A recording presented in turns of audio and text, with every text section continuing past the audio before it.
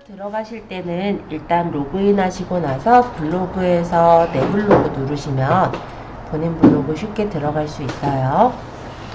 저번 시간에 블로그 꾸민 거, 단장하는 것까지 했었죠. 자, 일단 오늘 우리가 블로그에다 글을 쓰는 걸 포스팅이라고 해요. 그리고 블로그에 글을 써놓은 것을 포스트라고 얘기를 할 겁니다. 포스트는 블로그에 올린 글을 뜻하는 거고요. 포스팅이란 블로그에 글과 사진을 이용해서 글쓰기를 하는 과정을 포스팅이라고 얘기를 합니다. 자, 이때 블로그에 글을 쓸 때 우리가 어떻게 쓰면 좋으냐? 일단은 문장은 좀 간결하게 주어와 서술어가 들어가게 그렇게 구성을 해주시면 되세요. 한 문장은 한 서너 줄 정도 작성해 주시면 됩니다. 내용마다 적절한 사진이나 그림을 넣는 형태로 꾸며주실 거예요. 사진글, 사진글 또는 글, 사진의 형태로 꾸밀 수가 있을 거고요. 글쓰기 사이에 인용구를 쓰시게 된다면 글의 내용이 좀 더 강조돼서 보일 수가 있겠죠. 그리고 글을 쓰실 때 다른 사람도 나중에 검색을 해서 이 글을 볼 수 있게 되기 때문에 맞춤법에 맞춰서 글을 작성하시고 오타가 있다면 오타를 찾아서 수정해 주시는 게 좋겠습니다. 자, 이제 블로그에 첫 글을 이제 적어 볼 건데요. 여기 블로그 가운데 보면 글쓰기라고 있기는 해요. 요거는 아예 우리가 글을 적은 적이 없을 때 이렇게 뜨는 거고, 일반적으로 글을 쓰실 때는 내 메뉴에 글쓰기로 가시거나 아니면은 여기 프로필 창 옆에 여기 글쓰기 있죠? 요 버튼을 누르시면 돼요. 저는 내 메뉴에 글쓰기로 갈게요. 내 메뉴에 글쓰기 눌러주세요. 자, 그러면 이렇게 글을 쓸 수 있게 에디터가 열립니다. 어디서 좀 본 것 같은 에디터죠. 어디서 보았을 거냐면 우리 스마트 스토어 할 때 보셨던 에디터랑 거의 비슷할 거예요. 실제 기능도 비슷합니다. 그래서 일단은 상세 페이지 적었던 에디터랑 좀 다른 점이라면 아무래도 블로그에 적는 거다 보니까 제목을 적는 란이 위쪽에 있죠. 여기 제목이라고 적혀 있는 이 부분을 마우스로 클릭해 주시면 커서가 깜빡깜빡일 거예요. 여기다 이제 제목을 적는 거예요. 예제에서는 라운지 라이프 블로그 시작이라고 했는데 우리가 라운지 라이프는 아니니까 우리 그 블로그명 뒤에 블로그 시작 이렇게 한번 그냥 가볍게 적어볼까요? 저는 링링의 정보 창고였으니까 링링의 정보 창고 블로그 시작 이렇게 한번 적어봤어요. 자, 요게 간단히 말하면 제목입니다. 자, 제목을 타이핑 하셨다면 이 밑에 보시면 얇은 회색 줄 밑에 클릭했을 때 커서가 생기는 걸 볼 수가 있어요. 여기는 이제 내용을 적는 란이에요. 여기다가는 책에 적혀 있는 대로 저는 적을게요. 근데 다른 내용을 적으셔도 전혀 상관없습니다. 저는 그냥 여러분들 좀 이해 조금 쉽게 하시라고 일부러 그냥 책에 있는 내용 그냥 적을 거예요.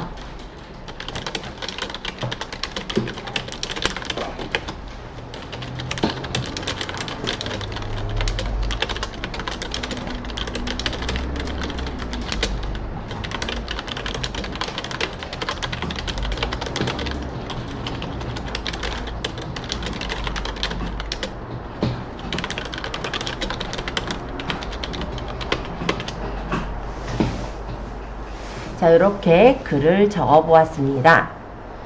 내용 적는 것도 그렇게 어렵지는 않으셨을 거예요. 자, 일단 대략 적어 주시면 되고요. 타이핑이 느리신 분은 조금만 적으셔도 상관은 없어요. 자, 어쨌든 다 적었다면은 나중에 우리가 이 블로그에 포스팅을 완료를 할 때는 오른쪽 상단에 녹색 버튼, 발행이라는 버튼이 있어요. 요거를 눌러서 카테고리를 설정을 합니다. 저번에 만든 카테고리들이 여기서 보이죠? 그 중에 예제에서는 일상을 누려요를 골랐네요. 그리고 네, 발행까지 누른 게 실제 이 예제에서 한 거예요. 우리는 여기 발행 한번 눌러보면요, 이렇게 발행이 완료가 돼서 블로그에 글이 써진 것을 볼 수가 있으실 겁니다. 자, 여기까지 어렵진 않으셨을 것 같긴 한데 그래도 혹시 잘 못 따라오신 분들 있으실까봐 한번 돌아다녀 보고 조금 있다가는 51페이지 조금 더 배우기 스마트 에디터 3.0에 대해서 한 번씩 쭉 소개를 드릴 거예요. 자, 그러면 다 작성하셨다고 보고 이제 스마트 에디터 3.0에 대해서 한번 알아보도록 하겠습니다. 지금 작성하던 글에서 수정을 하셔도 좋고요. 아니면 새 글을 열어도 되는데 일단 만약에 이 작성한 글을 내가 고치겠다 하실 때는 요 글 옆에 보시면 URL 복사 통계 옆에 점점점 있어요. 여길 눌러서 수정하기 하시면 글을 수정하실 수가 있는 거예요. 자, 아까처럼 다시 에디터 창에 들어왔을 거고요. 이번에는 각각의 메뉴에 대해서 소개를 하겠습니다. 이 부분은 같이 따라 하셔도 되고 같이 그냥 보셔도 돼요. 어차피 뒷부분에 설명해서 다루게 될 내용들이기는 해요. 자, 일단 첫 번째 사진에 대해서 설명을 할게요.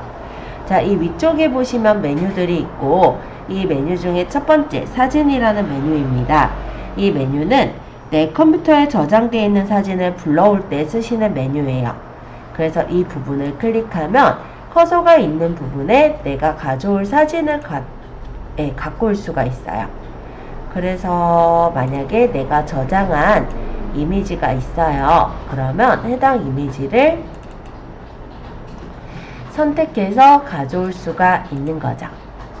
지금은 제가 예전에 그냥 찍었던 사진 아무거나 가져왔거든요. 이런 식으로 사진을 가져올 때는 사진이라는 버튼을 눌러서 가져올 수가 있습니다. 물론 이렇게 한 장만 가져올 수도 있지만 여러 장을 가져올 수도 있어요. 그러면 사진에서 내가 만약에 여러 장을 가져오겠다.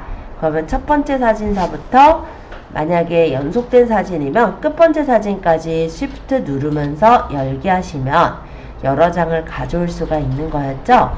만약에 여러 장을 선택해 오셨을 때는 사진 첨부 방식이라는 요런 창이 떠요. 그래서 내가 일일이 하나씩 가져온 걸로 가져오려면 개별 사진, 아니면 요 여러 가지 사진들을 콜라주라고 해서 배치를 해서 가져오려면 콜라주, 아니면 옆으로 넘기는 방식으로 가져오려면 슬라이드로 선택하시면 됩니다. 어차피 뒤에 예제에서 콜라주를 다뤄보기도 하니까 제가 일부러 콜라주를 한번 가져와 볼게요. 그러면 이런 식으로 사진이 업로드가 되면서 배치가 돼서 가져와지는 걸 볼 수가 있어요. 시간이 조금 걸리니까 조금 이따가 더 이어서 보도록 할게요. 지금 여기 가져와지고 있죠? 이런 식으로 우리가 콜라주를 이용해서 여러 개 사진을 한 번에 이렇게 배치하는 형식으로도 가져올 수 있고, 아니면 사진 한 개 한 개를 이렇게 개별 사진으로 가져오시는 것도 가능하다. 이렇게 일단 보시고요. 사진은 만약에 내가 고칠 사진을 더블 클릭하시면 에디터 창으로 들어가지기도 해요. 그래서 제가 가져왔던 첫 번째 사진을 따닥 누르니까 스마트 에디터라는 창이 나오죠.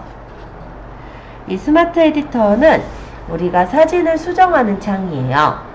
그래서 크기나 자르기 회전, 필터, 보정 등의 간단한 효과를 줄 수 있는 걸 스마트 에디터라고 합니다. 그래서 내가 만약 얘가 너무 크다 하면은 크기를 여기서 줄이거나 할 수가 있고, 자르기 회전 같은 경우는 필요 없는 만큼을 잘라내는 거예요. 그래서 내가 필요한 만큼의 사진 부분만 남겨놓을 수가 있는 걸 자르기 회전이라고 합니다. 여기 옆에 각도기 같은 거는 회전을 시킬 때 활용을 하는 것으로, 내가 사진을 만약에 찍었는데 약간 기울어졌다 할 때 회전이 가능하겠죠. 지금 설명하느라고 뭐 굳이 적용 안 할게요. 세 번째 거는 필터예요. 그래서 여러 가지 필터 효과가 있어서 사진에다가 우리가 간단하게 필터를 적용할 수가 있고, 만약에 자주 쓰는 필터의 효과 같은 경우는 옆에 별표를 누르면 이렇게 즐겨찾기로 저장이 돼 있어요. 그래서 내가 만약에 포스팅할 때 일일이 사진을 다 보정하기는 좀 힘드실 거잖아요. 그럼 사진을 가져와서 똑같은 필터를 주고 모든 사진에 적용을 하면 내가 불러왔던 이 사진들에 모두 다 똑같은 필터가 적용되기도 합니다. 보정은 일일이 내가 밝기나 채도를 따로 보정을 할 때 쓰는 기능이에요. 그리고 액자는 테두리를 만들 때 쓰는 거기는 한데 많이 활용은 안 하고요. 다만 액자를 쓰는 경우라고 한다면 물론 디자인적으로 활용하시는 분들도 있지만 똑같은 사진을 쓰다 보면은 유사 이미지로 걸리거든요. 그런 유사 이미지로 걸리게 되면 내 사진이 검색에서 나오지 않는 상황이 생길 수가 있어요. 그래서 사진의 픽셀을 좀 뒤트는 작업을 하는데 그때 자르거나 크기를 조절하거나 아니면 이런 액자를 넣는 형식으로 활용하기도 해요. 일단 조금 이 부분은 마케팅에 관련된 부분이라 이해가 조금 어려울 수 있어요. 자, 서명. 서명이라는 거는 여기다가 우리가 도장을 꼭 찍는 거예요. 예를 들어 내가 이렇게 촬영을 했는데 다른 사람이 내 사진이 마음에 든다고 갖다 쓰면 안 되겠죠. 그러기 때문에 내가 만약에 여기다가 내 거라는 워터마크를 찍고 싶은 거예요. 그럴 때 만약 로고가 있다면 이미지 서명으로 이렇게 로고를 있을 때는 이미지를 추가해서 넣을 수가 있는데요. 사이즈는 만약 이 용도로 활용하실 때는 최대가 400에 200이에요. 그래서 요 정도 안으로 사이즈에 맞게 로고를 만들어 쓰시면 될 것 같고 요거보다 더 쉽게 쓰는 건 텍스트입니다. 텍스트는 우리가 여기다가 이제 텍스트를 적어서 하필 흰색이라 잘 안 보여서 좀 크게 키웠어요. 글씨를 이렇게 박아서 넣어놓을 수가 있는 거예요. 그래서 텍스트는 여기다가 원래는 이제 블로그의 주소로 적혀 있는데 제가 링링이 정보 참고라고 이렇게 텍스트를 적은 거고요. 글씨체도 마음에 드는 글씨체 쓰고 글씨 크기 원하는 글씨 크기로 설정을 해서 이렇게 사진 안에다 박아 놓으면은 남들이 이거 글씨를 없애가면서 자기네들이 쓰기는 조금 어려울 수가 있잖아요. 네, 그런 용도로 해서 내 사진에 어떻게 보면은 일부 좀 크게 해놓을게요. 내 사진에 워터마크를 만들 때 이런 서명을 활용하기도 합니다. 네. 텍스트 들어갔는데 네. 주소 뜨는데 이거 글자 네, 주소를 지금 요거 글자가 원래는 아까 얘기했듯이 블로그 주소가 떠요. 그래서 여기를 따닥해서 고치시면 돼요. 자, 그리고 만약에 우리가 블로그 포스팅을 하다 보면은 맛집이나 이런 데를 포스팅을 하실 수도 있어요. 근데 그때 보면은 사람들 막 얼굴이 나오거나 이런 부분은 가려줘야 할 수도 있죠. 그럴 때 모자이크라는 효과를 쓸 수도 있습니다. 모자이크는 사각형이나 원형으로 모자이크가 가능하고 여기서 이렇게 끌어서 가려주시면 돼요. 요거는 이제 어느 정도 픽셀로 가릴 거냐 정도로 보시면 됩니다. 자, 텍스트는 요 그림에다가 글씨를 쓰는 걸 텍스트라고 해요. 사실 글이 많이 쓸 일은 없어요. 근데 우리가 그냥 이런 식으로 만약에 글씨에다가 그러니까 그림에다가 어떤 글씨를 박아 놓고 싶을 때 텍스트를 활용을 하실 수가 있습니다. 아트 타이포 같은 것도 있으니까 나중에 한번 들여다보시면 좋을 것 같아요. 자, 스티커는 스티커를 붙이는 기능이에요. 그래서 되게 다양한 여러가지 스티커들이 있고 보통 이제 가리는 부분에서 우리가 모자이크를 쓰기도 하지만 이런 스티커를 붙여서 가리시는 경우들도 있거든요. 이렇게 누르면 스티커가 들어가고 크기 조절해서 원하는 위치에 놓으면은 가려지기 때문에 이런 식으로 좀 귀엽게 가리시는 분들은 스티커를 활용하시기도 합니다. 자, 마스크는 일부를 잘라내는 기능이에요. 만약에 내가 이런 형식을 고른다면 주변에가 이렇게 동그랗게 잘려지는 그런 걸 마스크라고 얘기를 합니다. 기능들은 제가 한 번씩 그냥 소개를 드렸고요. 물론 쓰시지 않을 수도 있고 쓰실 수도 있는데 일단 한 번씩은 좀 얘기 드려 놓으면 좀 좋을 것 같아서 한번 얘기 드렸습니다. 요거는 저장을 했어요, 지금. 그랬더니 이런 식으로 지금 로고가 찍혀 있는 게 보이죠? 여기도 스티커가 붙여져 있어요. 그런데 에디터를 쓰실 때 주의하실 점은 에디터에서 내가 뭔가 수정을 했잖아요. 그런데 이 수정한 거는 다시 들어가서 고치려고 하면 고쳐지지 않습니다. 그러니까 에디터를 나와버리게 되면은 그때는 요대로 이제 아예 이미지로 바뀐 거기 때문에 만약에 수정을 하시려면 내가 이거 만약에 스티커를 다시 떼고 싶다. 지우고 다시 넣으셔야 돼요. 그래서 에디터는 그런 정도의 차이가 있다고 보시면 돼요. 지금 내용들은 나중에 우리가 블로그 하시다가 아마 좀 더 자세하게 꾸미고 싶으실 때 들어갈 부분들일 거고요. 자, 그러면 두 번째 SNS 사진으로 가볼게요. 자, 두 번째 SNS 사진은 네이버 박스나 페이스북, 인스타와 같은 SNS에서 사진을 불러올 때 쓰는 거예요. 그래서 뭐 일단은 이런 부분에서는 로그인이 필요하기도 하지만 사실 잘 가져와지지도 않기도 하고요. 보통은 SNS 사진 쪽에서는 네이버 박스를 쓰시는 경우만 아마 거의 활용을 하실 건데, 네이버 마이박스 같은 건 뭐냐면 네이버에서 제공하는 약간의 저장 공간이에요. 그래서 만약 네이버 마이박스를 내가 만약 사용하고 거기다가 사진들을 저장해 놓은 게 있다면 그때 불러오는 게 사진 불러오기라고 생각하시면 될 것 같습니다. 자, 그러면 세 번째 동영상 얘기할게요.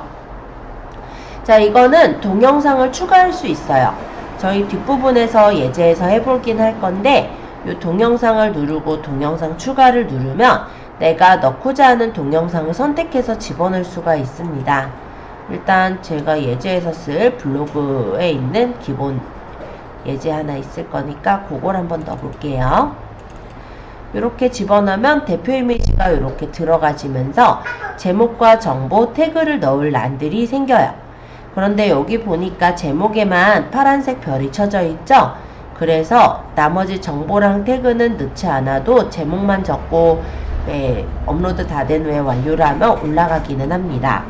예를 들어 지금은 그냥 연습이라고 제가 제목을 적도록 하고요. 업로드 진행 중이니까 조금 기다렸다가 업로드 완료되거든 한번 가볍게 올려볼게요. 뒤에 예제에서 어차피 동영상 올리는 예제 있어요. 그렇기 때문에 지금 가볍게 그냥 보여드릴 목적으로 들어갔고요. 동영상 추가는 10개까지 가능합니다. 그래서 1기가 즉 15분까지만 업로드가 가능하도록 되어 있긴 합니다. 일단 업로드 완료가 뜨면서 이쪽에 화면에 사진들이 떴을 건데, 여기서는 내가 원하는 사진을 하나 골라주시고 완료를 누르면 아주 간단히 동영상을 넣을 수가 있어요. 그래서 이따가 한번 저희도 넣어볼게요. 자, 그 옆에 스티커입니다. 스티커는 스티커를 붙이는 기능이에요. 우리가 글을 적다 보면 글과 그림만 있을 때 너무 좀 심심하게 보일 수가 있다 보니 내가 예쁜 스티커를 이렇게 본문에 붙일 때 쓰는 게 스티커라고 합니다. 스티커는 클릭하시면 정렬 방식 조절할 수 있고요. 만약에 삭제하고자 한다면 여기 휴지통 누르면 삭제가 되는 거예요. 스티커의 모양 중에는 이렇게 보면은 움직이는 스티커들이 있고 움직이지 않는 스티커도 있어요. 일반적으로 블로그에서는 이런 스티커를 쓰시는 분들도 있지만, 본인이 만약에 체험단이나 이런 것들을 많이 하시는 분들은 요 OGQ 마켓이란 데가 있습니다. 여기는 뭐냐면 우리 카카오톡도 보면은 이모티콘을 팔잖아요. 그런 것처럼 이모티콘을 직접 만들어서 이렇게 파는 어떤 공간이에요. 그래서 이런 데서 공정위 문구 같은 걸 찾아서 체험단 하시는 분들은 이런 것들을 다운받아서 쓰시곤 해요. 근데 무료는 아니고 요거가 얼마 정도 하냐면 1,500원. 근데 이거는 하나 받아놓으면 계속해서 쓰는 거예요. 무제한으로 쓰는 거기 때문에 1,500원 들여서 보통은 체험단 같은 거 하시는 분들은 다운받아서 활용을 하곤 합니다. 왜냐면 일반적인 여기 있는 스티커에는 그런 공정위 문구가 적혀 있지 않기도 하거니와, 일반적으로 우리가 어떤 대가를 받고 포스팅을 해주는 거에는 공정위 문구를 써야 돼요. 그러니까 예를 들어 뭐 제품을 후원받아서 쓴 뭐 포스팅임을 뭐 알립니다 라든지 그런 문구를 써야 되는데 일일이 그런 걸 타이핑해서 남기기가 솔직히 좋진 않죠. 그렇기 때문에 그런 거를 스티커로 만든 것들을 체험단 하시는 분들은 많이 활용하곤 합니다. 어쨌든 여러분 중에 디자인 잘 하시는 분은요, 요 오지큐 마켓에 가입을 해요. 그래서 내가 디자인을 해서 이모티콘을 만들고 올리시면은 카카오톡 이모티콘보다 훨씬 더 승인이 잘 나기 때문에 충분히 내가 디자인을 좀 잘한다 하면은 도전해 볼 수 있는 곳일 거고요. 보통 그래서 부업 중에 하나로도 활용하는 게 이런 스티커 디자인 하시는 분들 가능하시다. 자, 일단 그 옆에 인용구 설명할게요. 자, 인용구는 강조하거나 항목을 구분할 때 씁니다. 예를 들어 이렇게 누르면 인용구가 나와요. 그리고 여기다가 클릭해서 우리가 내용을 적을 수 있었죠. 우리 예전에 스마트 스토어 할 때 검은콩 기억하세요? 그 검은콩 할 때도 인용구 쓰셨었는데 그 인용구들이 보인다 라고 보시면 되겠습니다. 자, 구분선. 구분선은 각 요소 사이에 구분선을 추가해서 구분할 때 들어가는 거예요. 사실 그렇게까지 많이 쓸 일은 없지만 포스팅 자체가 굉장히 길어질 때는 포스팅 사이에 약간의 공백을 주기 위해서 이런 구분선을 넣기도 해요. 이렇게 누르면 중간에 구분선이 이렇게 들어가는 거고요. 그러면 아무래도 포스팅 위아래가 조금 더 구분돼서 보이긴 하겠죠. 자, 그 다음에 장소 얘기할게요. 장소는 지도에서 장소를 검색해서 삽입하는 겁니다. 장소를 누르면 이렇게 장소를 검색할 수 있게 나오고 여기다가 내가 찾고자 하는 장소를 써주시면 되는 거예요. 예를 들어서 제가 한일컴퓨터 학원이라고 치고 검색을 해보면 한일컴퓨터 학원의 위치가 보이고 추가 버튼을 누르면 이렇게 그 위치가 찍혀집니다. 그리고 확인을 누르면 이렇게 지도가 들어가지는 걸 볼 수가 있죠. 그래서 만약에 내가 어떤 오프라인상의 어떤 매장에 가서 뭔가 이제 맛있는 걸 먹었다라든지 어떤 포스팅을 하실 때 오프라인 매장에 대한 포스팅을 하신다면 저는 지도는 꼭 넣으시라고 하고는 있어요. 왜 그렇게 얘기하냐면 일단은 물론 우리가 쇼핑몰이기 때문에 지금 당장에는 지도랑은 전혀 상관이 없기는 합니다. 근데 블로그는 되게 다양한 용도로 쓰실 수가 있잖아요. 그래서 만약에 내가 체험단으로 어디를 가서 체험한 것을 올린다 라고 한다면 지도를 꼭 쓰시라고 하는 이유는 지도는 지도 검색에서도 보여요. 잠시만요. 예를 들어 네이버에다가 제가 지도로 들어가서 여기 검색창에다가 뭐 그냥 한일컴퓨터 한번 쳐볼게요. 자, 이렇게 보았을 때 여기 있는 내용들과 소식, 리뷰, 사진, 정보라는 부분이 있어요. 여기서 리뷰에서는 방문자 리뷰와 블로그 리뷰가 있죠. 방문자 리뷰는 간단히 말하면 영수증 가지고 사람들이 이제 리뷰를 한 것들이라고 생각하시면 된다면 블로그 리뷰라는 거는 이제 블로그에다가 글을 쓴 것들이라고 보시면 돼요. 그런데 여기 쓴 글들 보시면요. 이렇게 지도가 들어있죠. 그래서 지도가 들어있는 것들을 이 지도에서는 블로그 리뷰로 걸러주거든요. 그래서 이렇게 블로그 리뷰 부분에도 뜨게끔 하는 역할을 해주는 거죠. 그래서 만약에 우리가 오프라인 매장을 운영을 한다라든지 그럴 때도 있으실 수 있잖아요. 그러면 지도를 이렇게 넣는 게 좀 많이 도움 될 거다. 리뷰 부분에서 또 보이는 부분이니까 그렇게 생각하시면 좀 도움되지 않을까요? 일단 장소 부분은 그렇게 한번 설명을 더 드려볼게요. 그 다음에 링크입니다. 8번 링크는 인터넷 동영상 주소를 삽입합니다 라고 되어 있는데요. 여기 클릭하면 URL을 입력할 수 있게 나와요. 여기 URL을 적고 확인을 하면은 그 링크가 연결되는 거예요. 자, 예를 들어 제가 네이버.com을 적었어요. 그러고 검색을 해보면 네이버가 나오죠. 확인 누르면 이렇게 링크가 연결되는 겁니다.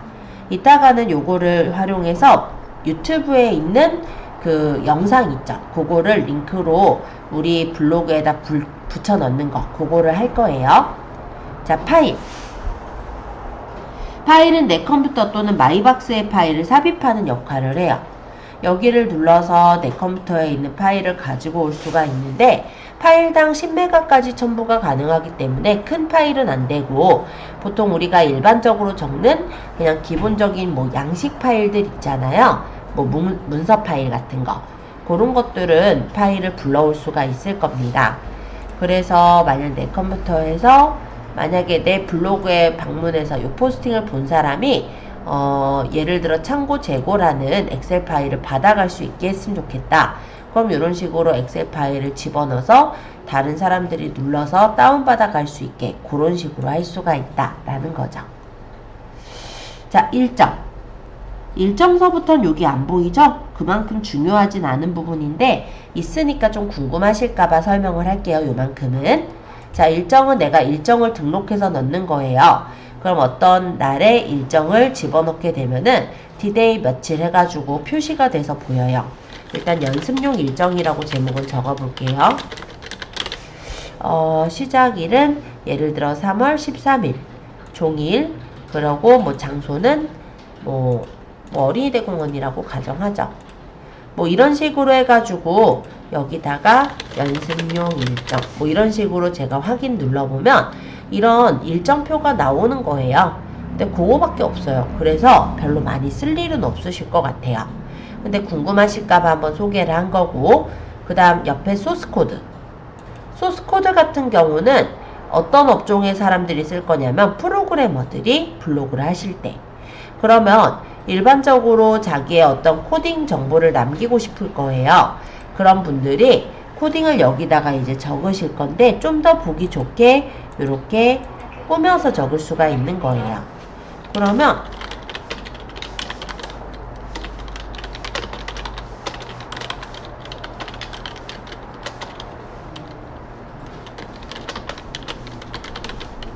여기 적어도 실행은 안 돼요. 따로 안 적으셔도 돼요. 이거는 그냥 제가 보라고 적는 거지 전혀 우리가 쓸 때는 필요 없어요. 그냥 코딩 중에 HTML 코딩을 하나 적어보고 있을 뿐이에요. 진짜 단순하게. 자, 이렇게 해서 놓으면은 이렇게 줄무늬로 구분돼서 이쁘게 보인다? 그리고 요 꺽쇠가 색깔이 조금 다르게 보이죠? 예, 그런 정도로 좀 꾸며져서 보일 뿐이지 이게 당장에 뭐 실행이 되거나 이러는 건 아니에요. 그래서 그냥 블로그에다가 만약에 프로그래머가 코딩 정보를 남길 때 좀 보기 좋게 남기게 하는 용도가 소스코드다 라고 생각하시면 됩니다. 우리가 쓸 일 별로 없어요. 자, 그 다음에 표. 요것도 어떤 기능이냐면 우리가 블로그에다 표를 넣을 때 써요. 클릭하면 표가 생기고 플러스를 누르면 표가 추가가 이렇게 더 이어집니다. 셀을 추가할 수도 있고, 만약에 합칠 부분은 범위를 잡아서 셀 병합을 하시면 이렇게 그 범위들이 합쳐지기도 해요. 그리고 색깔을 넣는 것도 가능합니다. 그래서 표를 꾸미실 수는 있어요. 그래서 내가 만약에 표를 만들어서 쓰겠다 하실 땐 이렇게 표를 눌러서 만드시는 건 가능하다. 네, 근데 뭐 많이 쓰겠어요? 그죠? 일반적으로는 많이는 안 쓰고 가끔 이제 표로 뭔가를 정리해서 써놓고 싶을 때 그때는 좀 쓸 수는 있을까요? 그 정도일 것 같아요. 작성은 그냥 클릭해서 적으시면 돼요. 자, 그리고 수식을 이렇게 입력할 수가 있습니다. 진짜 수학 선생님이 아닌 이상 수식까지 입력할 것 같진 않아서 넘어갈게요. 자, 내돈내산. 이거는 뭐냐면 내가 네이버에서 돈으로 산 어떤 리뷰 리스트들을 여기서 확인해서 내돈내산 버튼을 만드는 거예요. 근데 제가 요거는 서브 아이디라서 요걸로는 쇼핑을 하거나 한 게 없다 보니 지금 아무것도 안 뜨는데, 내가 만약 네이버페이로 결제한 게 있다면 여기 떠요.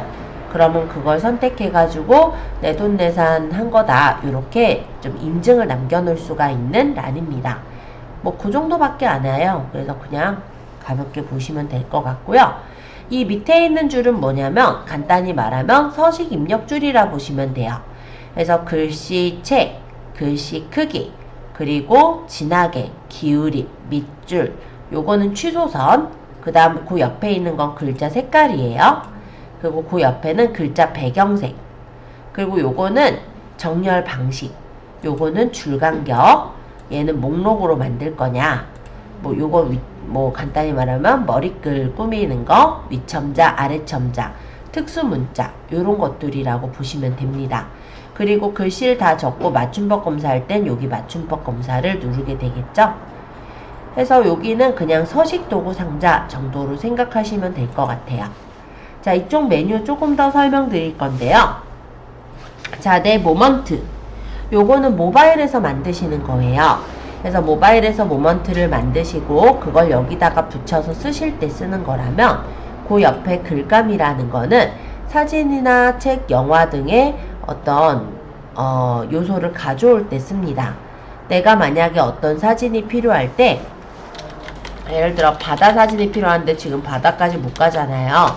그럼 바다를 이렇게 쳐보면 바다 사진들이 이렇게 보여요. 물론 돈이 이렇게 붙어 있는 것도 있고, 그리고 우리가 예전에 배웠던 언스플래시라든지 픽사베이에서 가져온 사진들도 보이는데요. 이렇게 누르면 포스팅에 바로 사진이 들어가서 꾸밀 수가 있는 그런 게 글감이라 보시면 됩니다. 책은 만약 책에 대한 리뷰를 쓸 때 여기다 검색을 해서 적게 되면은 책 정보가 이렇게 들어오는 거고요. 영화나 TV, 공연, 전시, 음악 등등이 있었죠. 예전에 우리는 스마트 스토어에서 쇼핑을 보셨을 거예요. 물론 쇼핑도 똑같이 기능이 있어요. 자, 라이브러리. 여기다 우리가 사진을 이제 가져왔을 때 이 라이브러리에서 보여요. 그래서 우리가 이 사진 중에서 대표로 삼고 싶은 사진을 선택해서 대표를 만들 수도 있고, 아니면 사진 자체에서 클릭해서 여기 대표를 눌러서 대표로 만드는 것도 가능합니다. 어쨌든 사진에 대한 그런 라이브러리가 이렇게 보이고요. 그 옆에 템플릿은 내가 템플릿 만든 거. 그래서 내가 만들어 놓은 템플릿이 있을 때 그 템플릿을 가져와서 좀 더 쉽게 작업을 할 수가 있는 거예요. 우리 스마트 스토어 할 때 간단히 템플릿을 확인을 했었잖아요. 그때처럼 내가 만약에 기존에 어떤 틀을 좀 만들어 놨어요. 예를 들어 멀티배너 같은 거를 만들어 놨어요. 그러면 그런 거를 매번 만들 필요 없이 요 템플릿에서 가져와서 붙일 수가 있는 게 템플릿이었죠. 자, 거의 다 설명을 다 드린 것 같아요. 이제 요 밑에 있는 버튼과 발행 버튼에 대해서만 조금 더 추가 설명하고 이어서 저희 진도 계속 나가겠습니다. 자, 요거는 뭐냐면 우리가 포스팅을 할 때 요걸 누르면 모바일에서 보는 걸로, 요걸 누르면 태블릿에서 보는 걸로, 요걸 누르면 PC에서 보는 걸로 이렇게 화면을 변경해 가면서 볼 수가 있게 되어 있어요.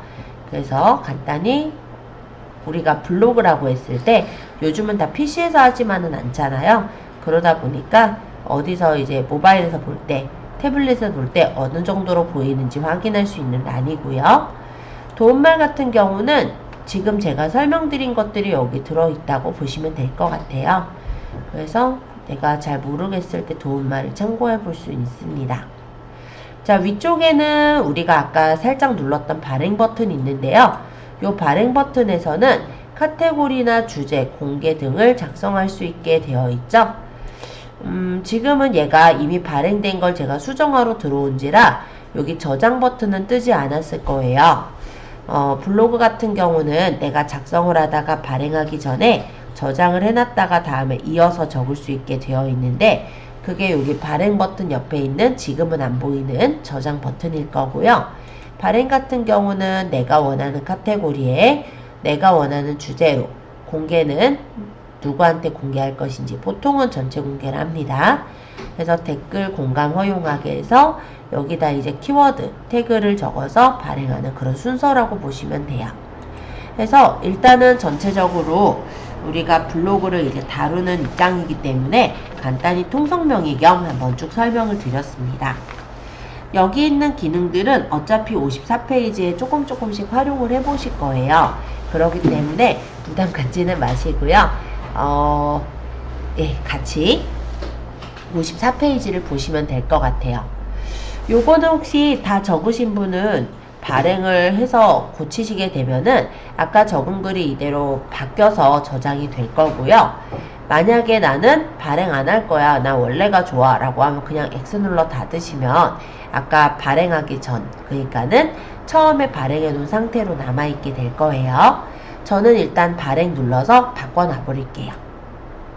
그럼 발행 중입니다. 잠시만 기다려주세요 뜨면서 아까 제가 그냥 대충 이렇게 바꾼 대로, 그러니까 막 변경돼서 이렇게 나온 거 보이죠? 자, 두 번째 포스팅 이제 적어 볼 겁니다. 이제는 책에 있는 대로 또 진행을 해 볼 거예요. 그래서 54페이지 봐주세요. 자, 이번에는 사진을 활용해서 글쓰기예요. 그래서 우리가 이번엔 대추의 효능에 대해서 간단한 정보성 포스팅을 적어볼까 하는데요. 위쪽에 보시면 내 메뉴에 글쓰기 있어요. 눌러주세요. 내 메뉴에 글쓰기. 그럼 아까 전처럼 이렇게 아무것도 없는 빈 에디터 창이 나옵니다. 자, 제목부터 적어볼게요. 제목은 클릭하시고 대추의 효능에 대해 알아봅니다. 적어주세요.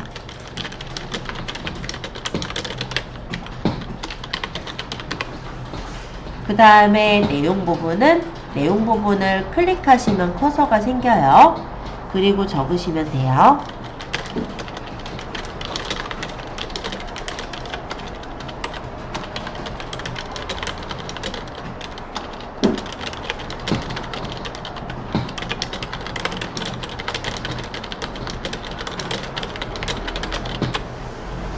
이렇게 하고 엔터. 사진을 넣으실 때는 커서가 있는 상태로 사진 눌러볼까요? 글쓰기 도구 중에 여기 첫 번째 사진 클릭. 그러면 이렇게 업로드할 파일을 선택하는 대화 상자가 뜹니다. 여기서 저번에 우리 다운받았던 파일 있었죠?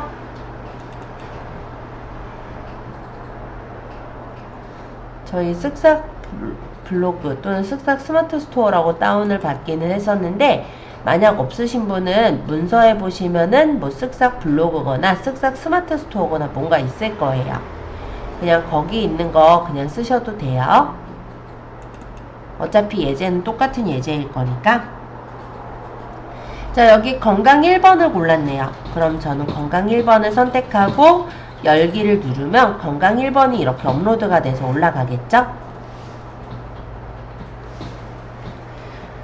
자, 사진 하나 골라서 열기 해보시면 됩니다.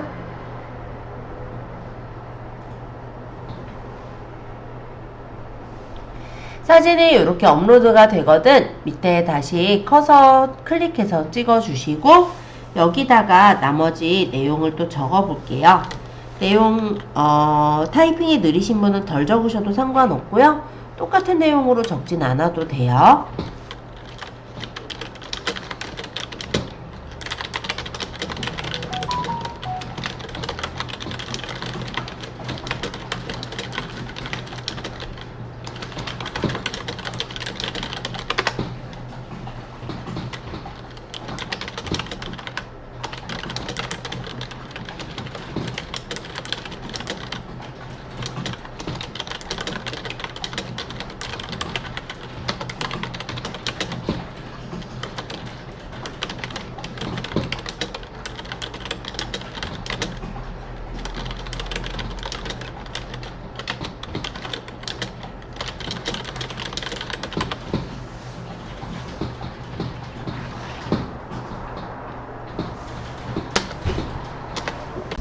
자, 56페이지 5번에서 다시 한번 사진을 클릭해서 업로드할 사진을 골라보도록 하겠습니다. 사진을 선택하고 열기 누르면 사진이 가져와지겠죠? 자, 이런 식으로 블로그에 글을 쓰실 때는 글만 적지 않고 보통 글, 사진의 형태로 작성을 하게 된다라는 거예요. 자, 물론 여기까지는 지금 연습이니까 이렇게 해보고 있고요. 나중에 적을 때는 글은 더 많고 사진도 더 많겠죠? 자, 어쨌든 다 적었다라고 가정하고 56페이지 6번입니다. 오른쪽 위에 발행 눌러볼까요? 그리고 카테고리는 여기서는 건강을 지켜요로 했네요. 그럼 저도 건강을 지켜요로 카테고리 맞출게요. 그리고 발행 설정에 공감은 댓글과 공감 허용에 모두 체크가 되어 있도록 해주세요. 그리고 여기 밑에 태그 편집에 클릭하시고 요거 포스팅과 관련 있는 검색어, 즉 건강하고 대추를 적겠습니다. 건강 적고 엔터, 대추 적고 엔터, 이런 식으로 적으시면 태그가 입력이 돼요.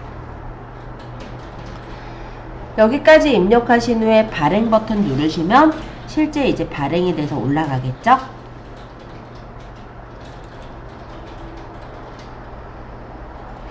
네, 이렇게 발행 한번 해보았어요. 57페이지 스텝 3의 1번입니다. 역시 글을 쓸 것이기 때문에 다시 위쪽에 내 메뉴에 글쓰기 눌러주세요. 그리고 제목을 적을 건데요. 이 제목 부분은 클릭하시고 일단 이 책에서는 제주 금오름에 가다 라고 적었어요. 그래서 제목에 제주 금오름에 가다 라고 적을게요. 앞에 안 보이죠? 네, 저도 뒤에 보고 적었습니다. 그래서 그냥 제가 적은 대로 그냥 쓰시면 되겠고요. 아니면 다른 이름으로 쓰셔도 돼요. 뭐 어차피 연습이니까 상관은 없어요. 자, 그 다음에 본문 부분에 클릭하시면은 아까처럼 커서가 생겨요. 여기다 우리는 사진을 넣을 거거든요. 우리 여기 사진이라는 부분을 눌러서 아까 넣었었는데 아까 여기 본문에 클릭했을 때 여기 혹시 플러스 보이세요? 요거 눌러도 넣을 수가 있습니다. 얘나 똑같아요. 편한 걸로 넣으시면 돼요. 자, 그래서 57페이지 2번에서는 본문의 요 왼쪽 메뉴 사진을 눌렀어요. 근데 얘를 누르나 똑같기 때문에 편한 걸로 누르세요. 자, 이렇게 누르면 다시 우리 블로그 그 예제들 보이죠? 여기서 예제 업로드할 사진은 여행 2번을 선택하고 열기 해보도록 하겠습니다. 그러면 이렇게 업로드 준비 중입니다 라고 뜨면서 조금 기다리면 사진이 뜰 거예요. 자, 그리고 요 밑에다가 이제 글을 또 입력했죠. 58페이지 3번의 내용입니다.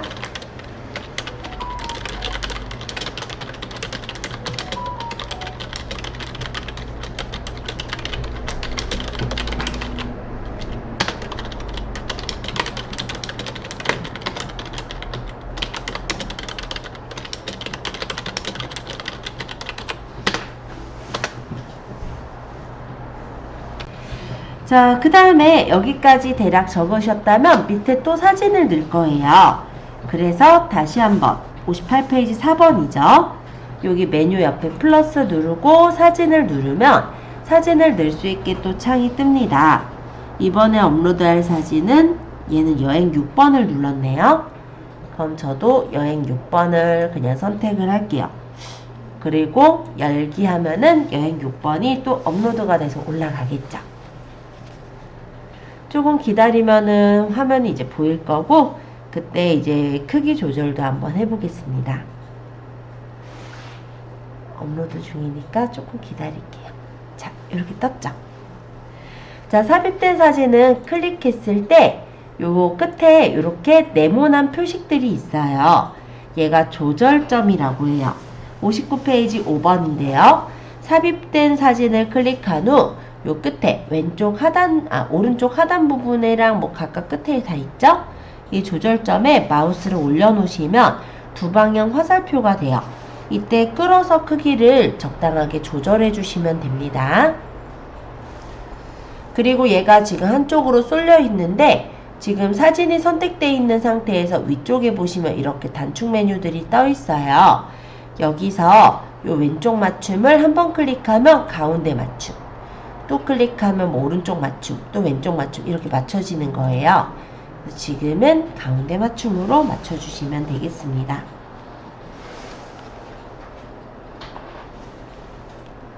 자, 그 다음에 요 밑에다가 또 클릭하시면 또 커서가 생겨요.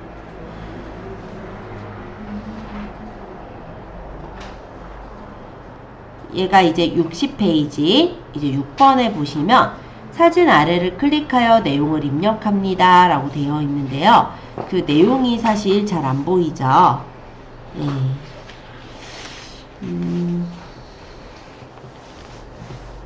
일단 비가 많이 오면 분화구였던 곳이 지금은 메말라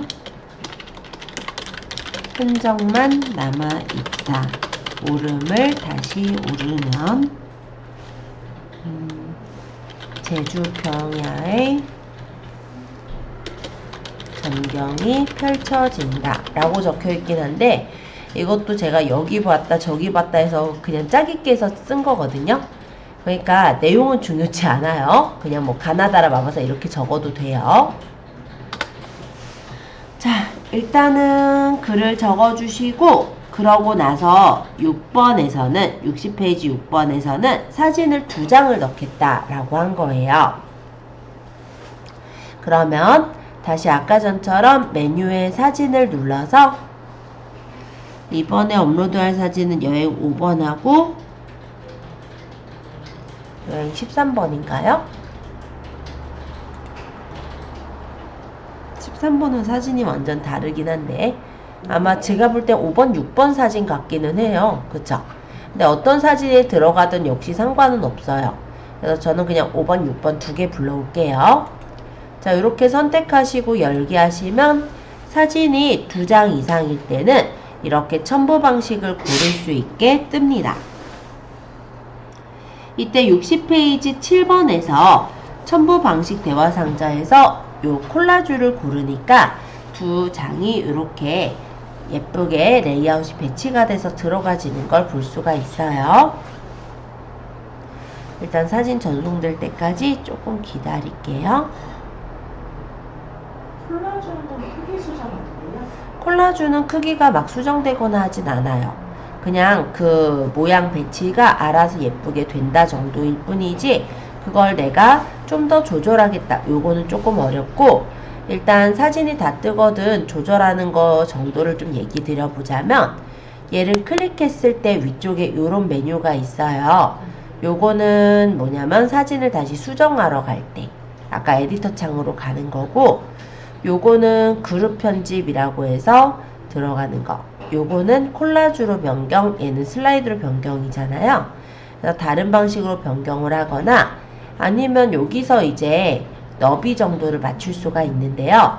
기본적으로는 옆트임으로 되어 있어요. 이거를 61페이지 8번에서는 문서 너비에 맞게 맞춰라 라고 했으니까 요걸 누르면 이렇게 요 문서의 너비에 맞게 맞춰지죠. 근데 요 정도밖에 안 돼요. 아까처럼 크기 조절 상자가 나오지는 않죠. 자, 그래서 이렇게 간단하게 글을 또 작성을 해보고 다 되신 분은 발행도 한번 눌러서 올려볼게요. 자, 오른쪽 상단에 발행 있습니다. 클릭. 카테고리는 여행을 떠나요로 되어 있네요. 그 다음에 공감 허용 체크해 주시고요. 안 되면 체크하시면 돼요. 그 다음에 얘가 항상 댓글과 공감이 허용되게 켜있게 하겠다. 그때는 이 설정을 기본값으로 유지해 주시면 됩니다. 그리고 요 밑에 태그 편집에 클릭하신 후에 태그를 적는데 제주 엔터, 금오름 엔터, 여행 엔터, 제주도 여행 이렇게 하고 엔터 하면 태그들이 입력이 됐죠. 이렇게 해서 발행까지 하면 또 글이 하나가 발행이 된 걸 볼 수 있어요. 자, 글 발행하실 때 질문 있으신 분 잠시 질문 받고요. 특별히 질문 없다면 이따가는 동영상 삽입해서 글쓰기도 해볼게요. 자, 그럼 다시 한번 또 블로그 글을 쓸 거니까 제일 위에 상단에 있는 내 메뉴에 글쓰기 눌러주세요. 그리고 블로그 글을 쓰기 위해 여기 제목 적어야죠. 제목을 클릭하시고 여기 제목은 겨울바다에 취하다라고 적을게요. 겨울바다에 취하다. 자, 이번에는 이 제목 부분을 조금 꾸며보려고 해요.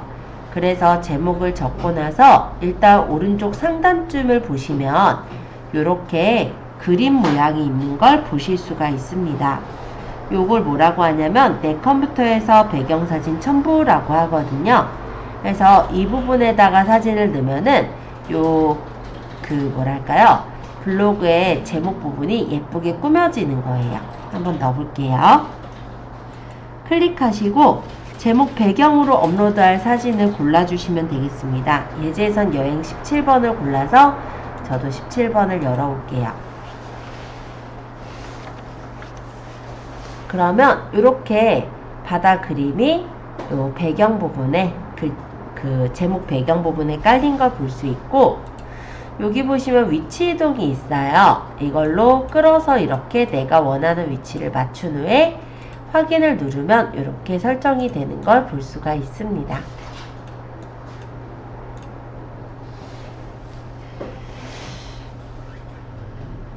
자, 이렇게 배경을 한번 제목에 입혀보세요. 자, 이제 이 밑에다가 스티커를 넣어볼 건데요. 본문 부분에 한번 클릭해 주세요. 그러면 아까 전처럼 커서가 깜빡깜빡 생겨난 걸 볼 수 있죠. 여기에 우리 스티커를 클릭. 그러고 스티커의 모양이 토끼 모양은 이미 없어요. 말고 아무거나 다른 그림. 이런 식으로 그냥 선택해서 넣어주시면 돼요. 만약에 이 그림, 이 스티커를 가운데 쪽에 놓고 싶다면 클릭하시고 여기 정렬 방식을 한번 클릭하시면 가운데 정렬이 됐을 겁니다. 자, 그러면 65페이지 5번인데요. 이번엔 동영상을 넣어볼게요. 그러면 다시 여기 글쓰기 도구에 동영상을 클릭한 후에 동영상 추가를 해서 우리가 영상을 넣을 수가 있습니다. 영상은 아까 얘기했듯이 최대 10개까지 넣을 수 있고 파일 용량은 8기가에서 420분까지 업로드가 되는데 비공개 동영상 용량은 15기가까지 된더라. 이렇게 되어 있어요. 자, 어쨌든 동영상 추가. 그리고 우리 어차피 블로그 예제, 요 예제 안에 비디오 하나밖에 없거든요. 요거를 따닥. 그러면 이렇게 동영상 업로드 창으로 넘어가지는 걸 볼 수 있어요. 지금 제가 보고 있는 게 66페이지 7번입니다.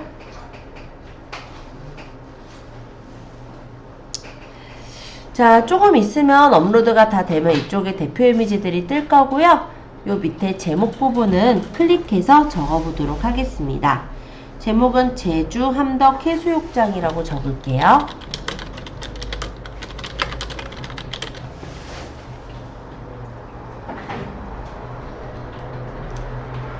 블로그 글을 더 쓰실 때는 나중에 이제 정보랑 태그까지 다 적어주시는 걸 추천드려요. 하지만 지금은 연습이니까 책에서처럼 제목만 적고 조금 기다리죠. 이따가 업로드가 다 완료되거든 요 위쪽에 그림들이 뜰 거고 그 중에 마음에 드는 그림을 누른 후에 완료 누를 거예요.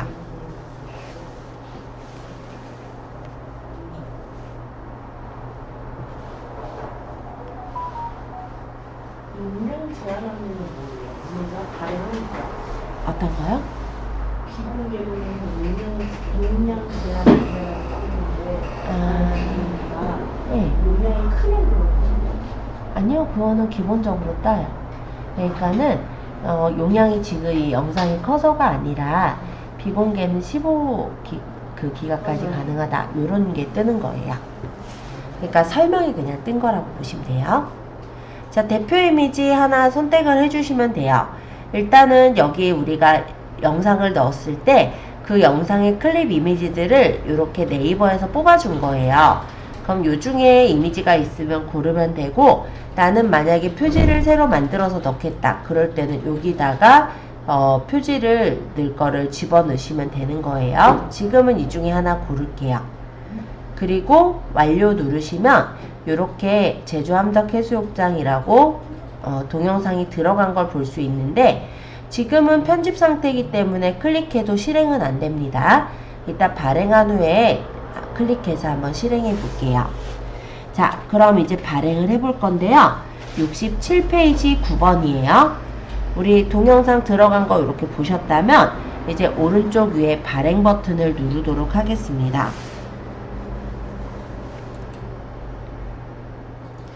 자, 그리고 여기에서 카테고리는 여행을 떠나요로 그 다음 태그 편집에 클릭해서 제주 엔터, 함덕해수욕장 엔터, 그 다음 여행 엔터, 이렇게 태그를 적어주세요. 그리고 발행 누를게요. 그러면 이렇게 발행이 돼서 올라가신 걸 볼 수 있습니다. 지금 보시면 동영상은 이제 발행이 됐기 때문에 클릭하면 이렇게 영상이 재생이 돼서 보이는 걸 확인할 수 있어요.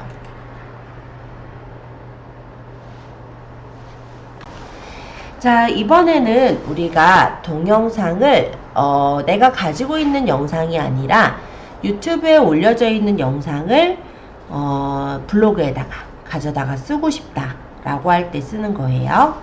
자, 그래서 일단 새 탭 하나 추가해서 네이버에 유튜브 한번 쳐볼까요? 그래서 유튜브를 잠시 가겠습니다.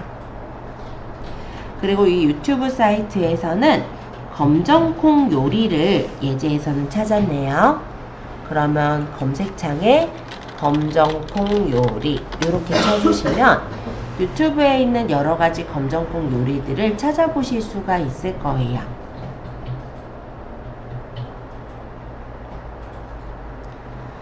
자, 유튜브 영상 보실 때 많이 들어가셨죠?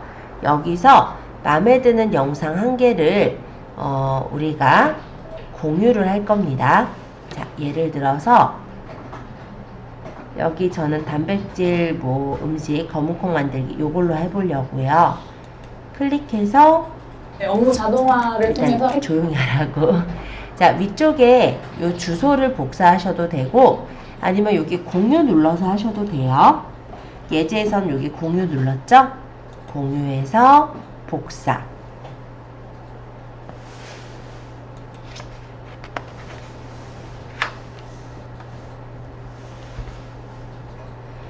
자, 일단 복사까지 누르고 나서 이제 다시 우리 블로그로 갈 거예요. 여기 블로그로 가서 글을 쓸 때 내 메뉴에 글쓰기.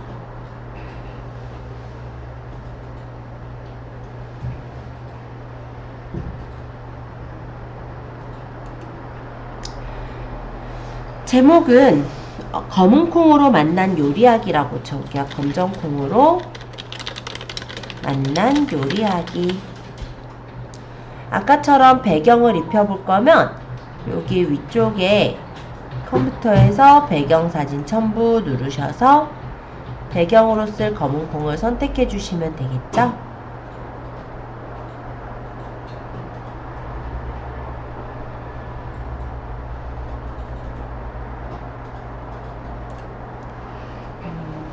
그리고 요 밑에 이제 내용 적는 데는 클릭하셔서 첫 번째 요리로 유튜브에 잠깐만요. 검정콩 우유 만들기를 따라해 본다 라고 그냥 적혀 있어서 그대로 적었어요. 일단 여기까지 하셨다면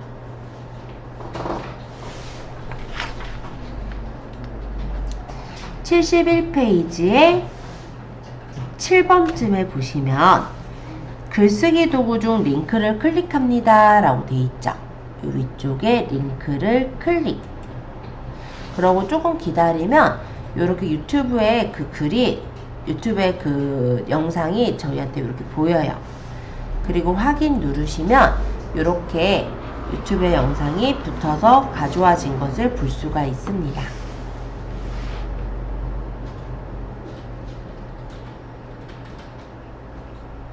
자, 이렇게 연결된 영상 확인하셨다면 오른쪽 위에 발행을 눌러보세요. 카테고리는 건강을 지켜요로 설정을 했네요. 그리고 태그 편집에 검정콩, 건강, 검정콩 요리, 검정콩 교육 이렇게 적고 밑에 발행 누르시면 실제 발행이 돼서 올라가게 됩니다. 자, 또 블로그 글 쓰실 거니까 내 메뉴에 글쓰기. 좋아하시는 시가 있다면 지금 적혀있는 시 말고 적으셔도 돼요. 근데 저는 특별히 좋아하는 시는 없어서 그냥 여기 적혀있는 시로 해볼 거예요. 그럼 제목은 수선화. 그 다음에 여기 내용 부분에 클릭하시고 아까 요 네모 박스가 인용구죠. 그럼 인용구 옆에 세모 눌러서 포스트잇을 누르면 이렇게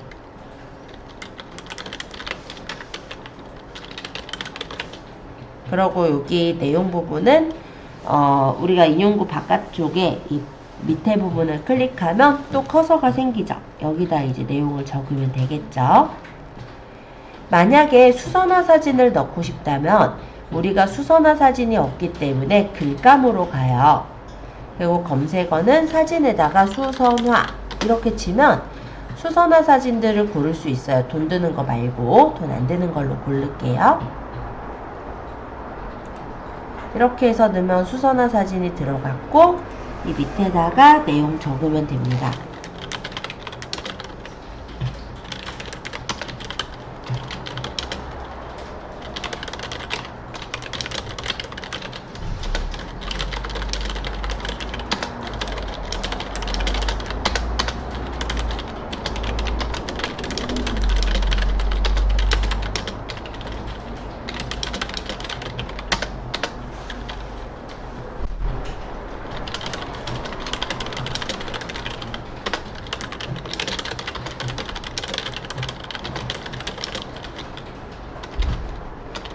글 제목에다가 그 사진 깔리는 거예요? 이렇게? 만약에 여기다가 넣으려면 여기 있는 글감은 못 넣고요.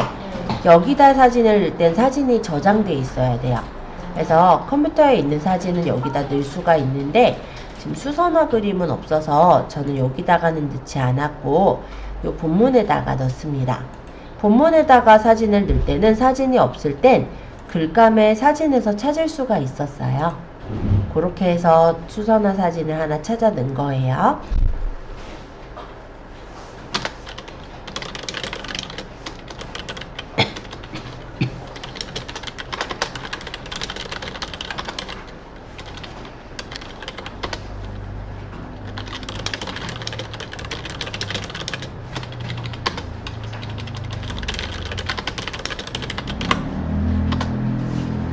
자, 글씨를 적었는데 저는 왼쪽 정렬 되어 있죠? 그럼 범위 잡아서 정렬 방식을 가운데 정렬 이렇게 누르면 실제 예제처럼 이렇게 가운데 이쁘게 배치가 되었습니다. 그리고 발행하시면 되겠죠? 뭐 메뉴는 어디든 상관없을 것 같아서 저는 카테고리는 일상을 누려요로 할 거고요. 태그는 수선화, 이해인 뭐 이런 식으로 태그를 넣고 발행을 하면 발행이 끝나는 거예요. 그래서 이렇게 어렵지 않게 발행할 수 있으니까 한번 요거만 연습처럼 한번 해보죠. 근데 여기 말고 다른 카테고리로 옮기고 싶으실 때는요. 위에 보시면 일상을 누려요 두 개의 글 이렇게 적혀있는 부분에 목록 열기라고 보이죠? 여기를 눌러서 글관리 열기로 가세요. 그러니까 카테고리에 보시면 그러니까 우리 블로그에 딱 들어가 보면 처음에 여기 전체 보기 보여요? 아예 제가 블로그 처음으로 왔어요. 그럼 밑에 보면 여기 전체 보기 6개의 글에서 저는 보이죠? 여기 목록 열기 여기를 눌러서 보시면 우리가 적은 글들이 보여요. 물론 이걸 몇 줄로 보는 거는 여러분들 맘대로 보면 되고 여기서 수선화가 만약에 다른 카테고리로 옮겨져야 된다면 글관리 열기를 누르시고 해당 옮기고자 하는 글을 선택하시고 여기 이동을 눌러요. 그래서 원하시는 게시판을 선택해서 옮기시면 됩니다.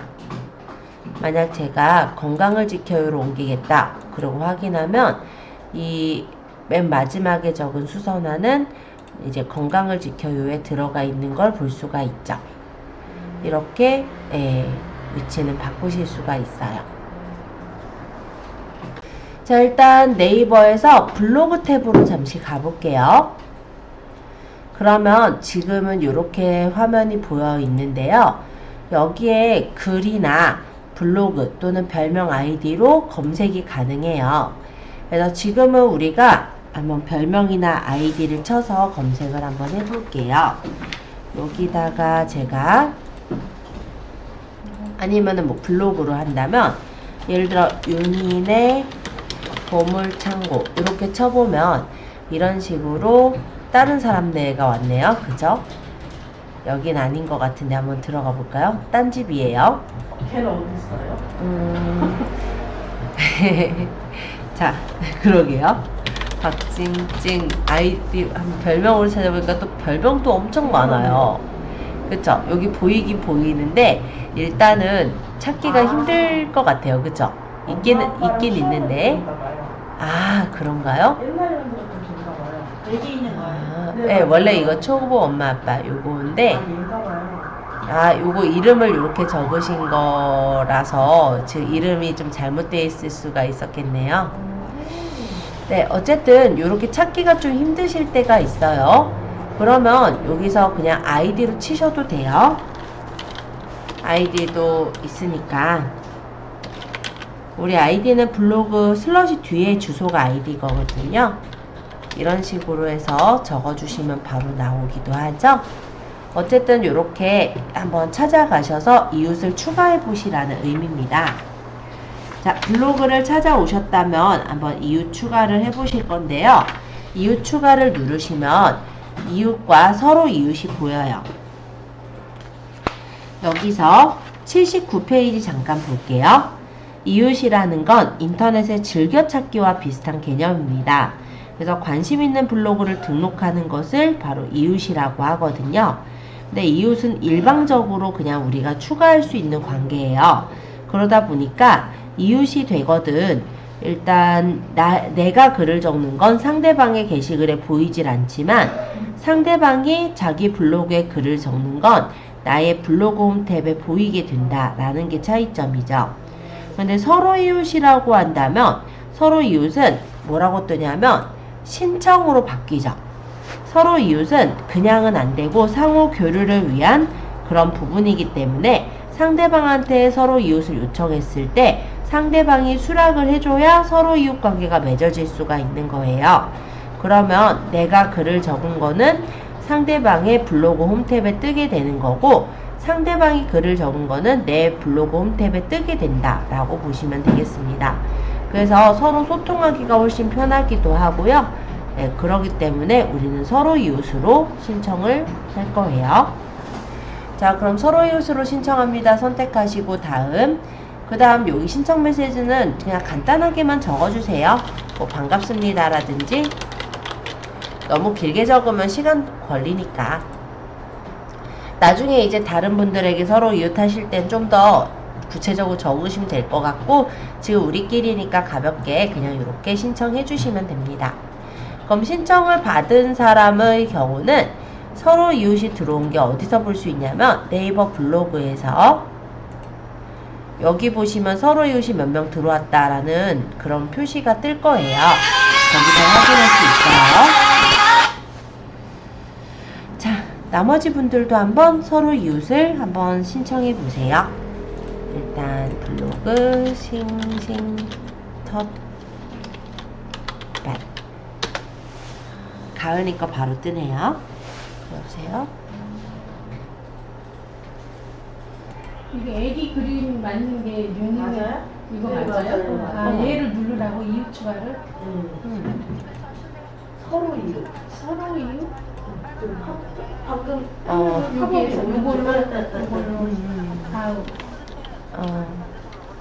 알았어. 그룹 추가로 가죠? 자, 그룹 추가는 할 필요는 없고요. 뭐 더 나눠서 하시려면은 그룹을 나눠서 해도 되는데 지금은 그냥 소개 글만 살짝 적고 다음 이렇게 해서 서로 이웃 신청하시면 되세요. 이웃 추가해서 이웃 신청을 해주시면 됩니다. 이거는 선정해놓을까?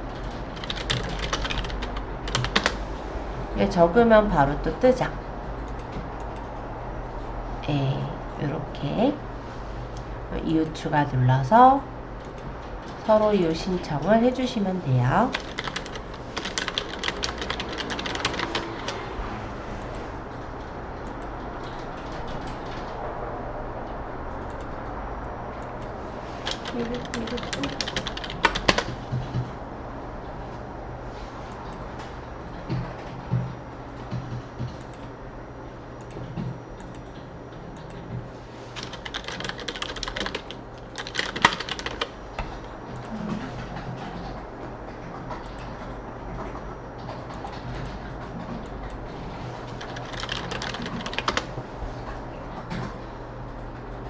서프라이즈는 뭐가 되게 많네요. 그죠? 네, 그래서 서프라이즈예요. 아, 스예요? 아, 네, 그럼 오탄 했나요? 아니 요새. 아, 제대로 적어드렸죠? 네. 아, 그래요. 맞네요. 네, 그러면 이웃 추가.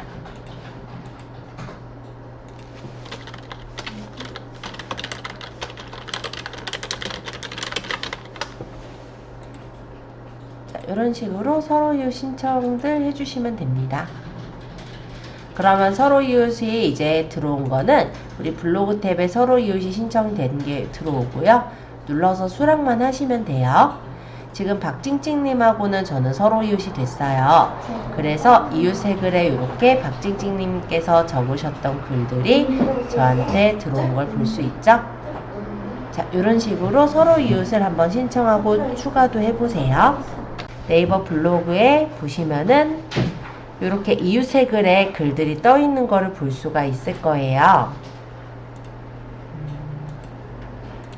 그러면 서로 간에 이제 소통하실 때 요 글에 공감도 눌러 주실 수 있고, 그리고 이 글에 뭐 댓글을 달 때는 여기 댓글도 달아 주실 수가 있게 됩니다. 그래서 글을 우리가 공감을 하거나 댓글을 쓰실 때 활용하실 수가 있기 때문에 이런 이웃이라는 관계를 좀 맺어주시면 좋아요. 그리고 지금은 우리끼리만 이웃을 맺었지만 카페에 보시면요. 네이버 카페에 가보시면은 이웃이라고만 치면 엄청 이웃 맺는 카페들이 많이 있습니다. 카페 명을 볼게요. 그래서 블로그 이웃 늘리기의 파블로 카페나 블로그 친구 만들기와 같은 카페에 가입을 하셔서 어느 정도 등급을 올려요. 그러면은 여기에다가 우리가 이웃 맺기를 같이 또 품앗이를 하셔도 돼요. 보면은 여기 이제 보면은 공감 댓글 무조건 반사 갑니다. 늦어도 답변 갑니다. 이렇게 사람들이 계속 남기고 있는 이유가 뭘까요? 즉 블로그의 지수를 높이기 위함이겠죠. 그래서 여기다가 글을 남기려면은 이제 정연 가입하는 조건들이 있어요.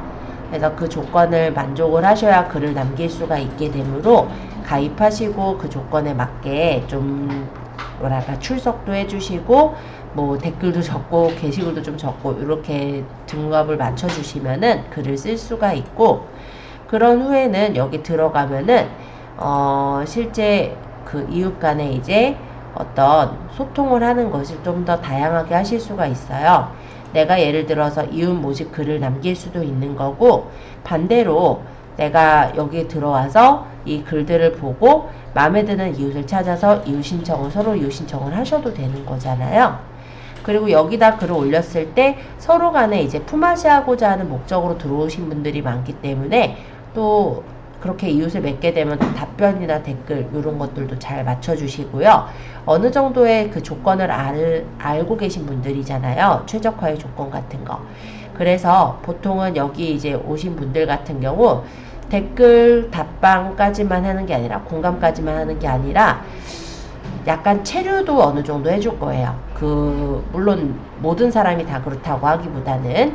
그래서 보통 보면은 블로그가 글을 썼을 때 그 글에 어느 정도 머무는 시간, 이 체류 시간도 좀 필요한 부분이기 때문에 그런 것들을 맞춰서 우리가 서로 소통을 하는 그런 목적으로 다루게 된다면 아마 이웃 방문도 더 많아질 거고, 뿐만 아니라 블로그의 지수도 그만큼 올라가기 때문에 내 글이 더 상위 노출될 확률도 높아지게 될 겁니다. 그래서 그 부분까지 한번 제가 좀 소개를 드리고자 했고요. 오늘은 여기까지 해서 마치고 다음 시간에는 모바일 블로그 첫 시간에 좀 설명 좀 할게요. 그러고 나서 인스타그램을 좀 얘기하는 걸로 하죠. 오늘 고생 많으셨어요.